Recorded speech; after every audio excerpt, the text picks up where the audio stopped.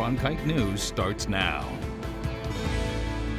Good evening and welcome to Cronkite News on Arizona PBS. I'm Emily Carmen. Thank you for joining us. The Arizona Supreme Court will not put a hold on the new law that puts a school funding tax on high earners.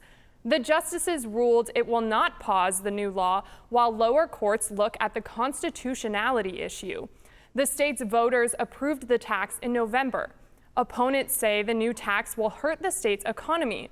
A lower court is considering whether Proposition 208 required a 2/3 vote to be enacted and whether the $837 million it raises can be legally spent when a provision of the state constitution caps school spending.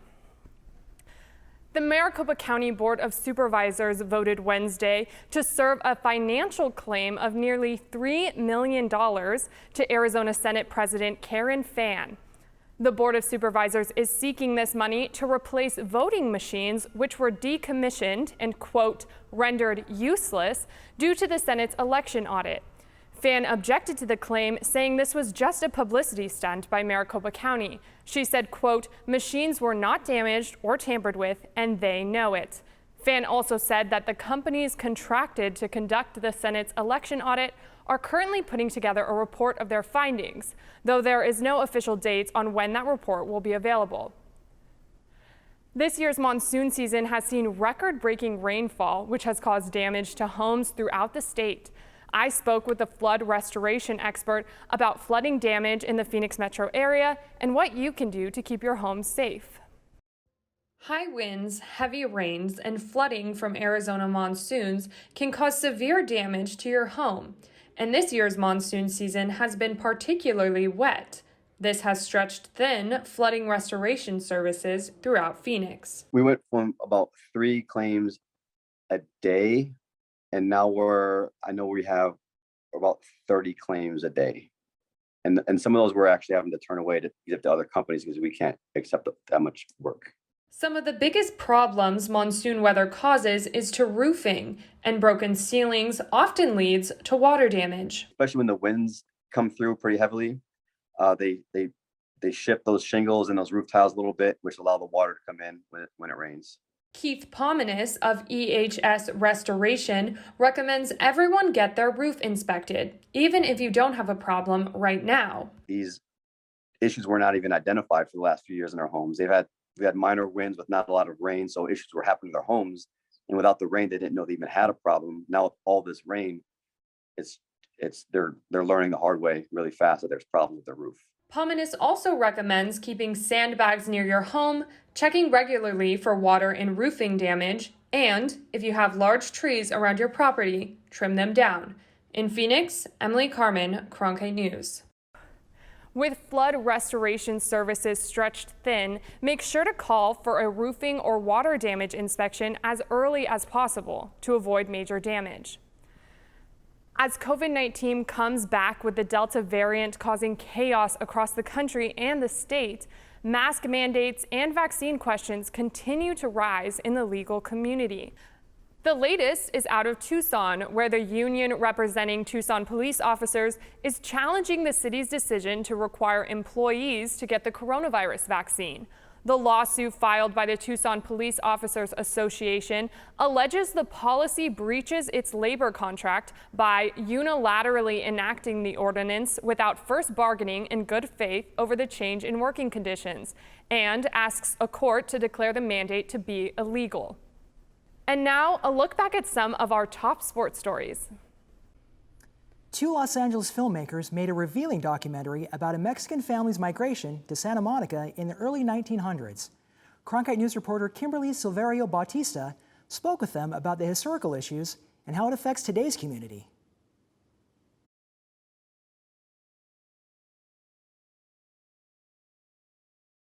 The largest Mexican migrant family, the Casillas, settled in the Pico neighborhood in 1918.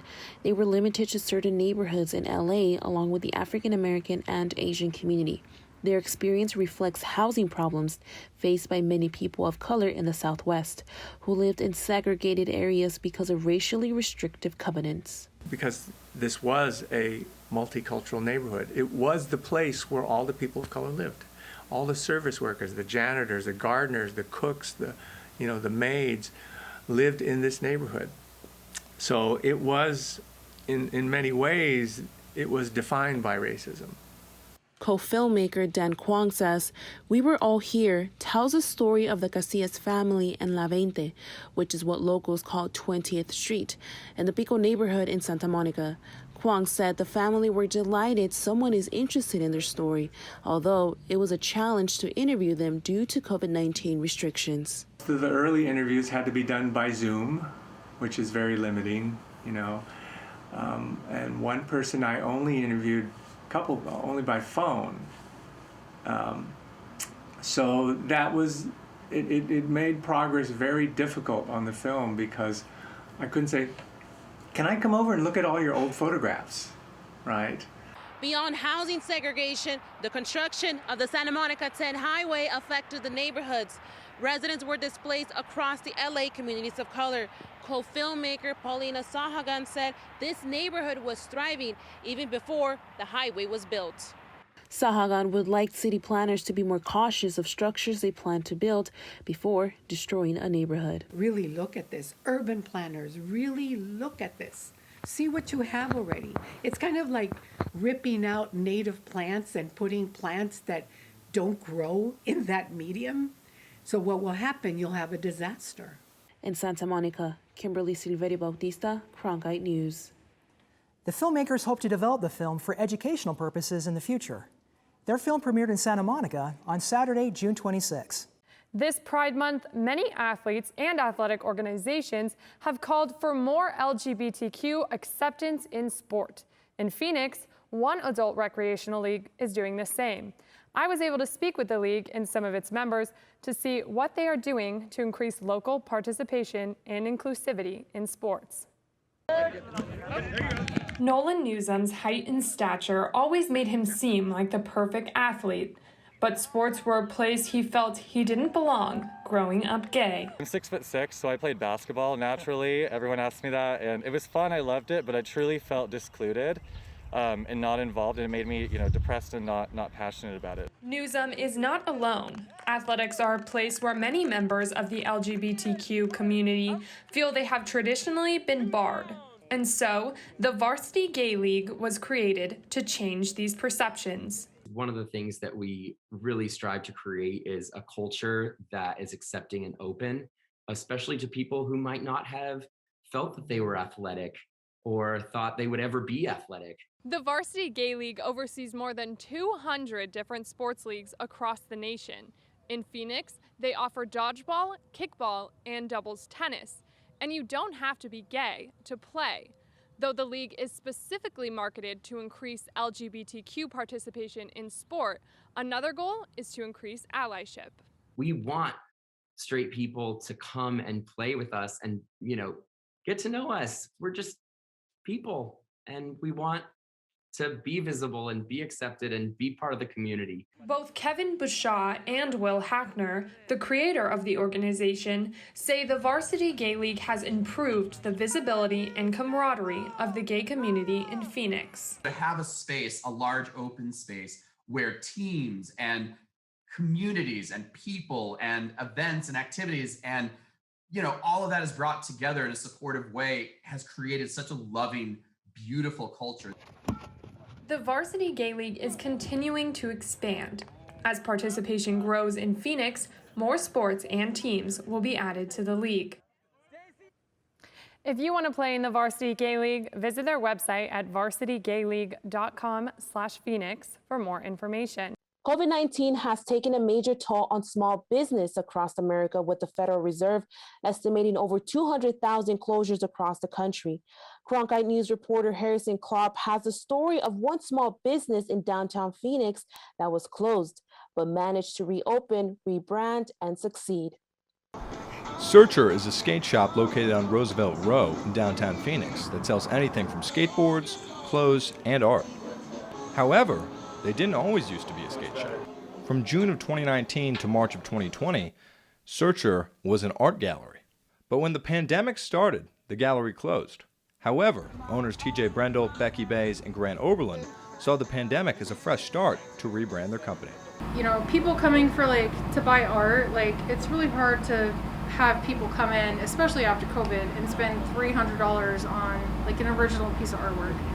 So basically what we were trying to do is make something that, people need, people want. I mean, the skaters need supplies, they need wheels, they need trucks, they need bearings.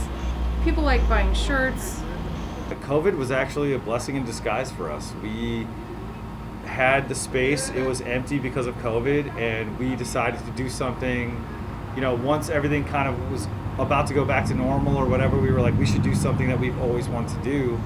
And for us, it was actually a good thing. We open up and we just kick it, and it doesn't feel like work, which is the best thing possible. So it's just me, Tim, and Becky out here every evening, just grinding away, coming up with new ideas, shooting ideas back and forth from each other. And while Searcher has only been open since February, they've already seen success, staying open with a different business model and with foot traffic. The response has been amazing. I think we went into this with really low expectations. Opening a brick and mortar retail store in the middle of a pandemic, probably not the best idea ever, But honestly, I think a lot of people have come through here, and just the response has been really positive. I think a lot of people come through here and they really just like the vibe. It's very chill, and we have stuff that people need or want, and to be able to offer that to our community that we live in, and we support local as much as we possibly can, so we really appreciate everyone coming in here and doing that as well. In Phoenix, Harrison Klopp, Cronkite News. Right now, the skate shop is continuing to do business on Roosevelt Row, but would like to open more locations in the future. Another Suns watch party was held for Game 4 of the NBA Finals last night, but it wasn't held at the Phoenix Suns Arena. This time, fans gathered at Chase Field. Emily Carmen has more on the event and the experience of watching a basketball game in a baseball stadium. Thousands of fans descended on Chase Field Wednesday night, but it wasn't for a Diamondbacks game. The fans came to cheer on the Phoenix Suns during Game 4 of the NBA Finals. It's going to be as if the Suns were actually here, just fans being excited, probably jumping all over the place. The Suns originally announced there would be no watch party for Game 4, so the Diamondbacks offered to host the event since the team is off for the All-Star break. Though some fans thought the location was strange, they were still excited to go cheer on the Suns. It's a little odd, but I mean, I love basketball, so I'll watch it anywhere. We can watch it on a golf course for all I care. Chase Field normally seats around 50,000, so many people were expecting there to be a lot of fans here for the watch party, more than usual. But that's not so much the case. The Diamondbacks only sold 15,000. That's 5,000 tickets for this event. The Phoenix Suns Arena sits around 18,000. Nonetheless, fans say they are really excited to be watching the basketball game here at the baseball stadium. If you can pull 10,000 people together to watch a game that isn't even in front of you, there can be some dedicated fans, so it'll be a good time. Though the Suns lost Game 4 and fans emptied the stadium with disappointed faces, many said they had a great time at the event. When you watch it at home, it's not the field, but then with this, it was amazing. And that they still believe the Suns will prevail in the end. I'm a little upset, but it's okay. We'll come back and we'll persevere. It's okay. The Suns return to Phoenix Suns Arena for Game 5 of the Finals on Saturday. In Phoenix, Emily Carmen, Cronkite News. Tickets for Game 5 are already on sale, but they are expensive, between $800 and $1,000 for upper-level seats. That's it for Cronkite News tonight. Thank you for joining us. Stay tuned for Break It Down. That's next. For top Arizona stories anytime, go to cronkitenews.azpbs.org.